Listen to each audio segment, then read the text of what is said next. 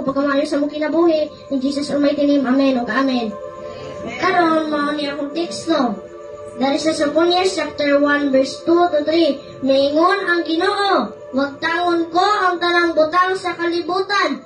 Wag tangon ko ang tao ug mga mananap. So ang pasabot ani nga verse, wag tangon daw sa Ginoo ang kalibutan, ug ang ubang tao, ug ang mga mananap. Sa usa ka verse diri sa Sophonians chapter 1 verse 14, doon nakaayo ang adlaw nga ang Ginoo maghukom ug bait kining panandungon ug mohilakon niya ang taong isog.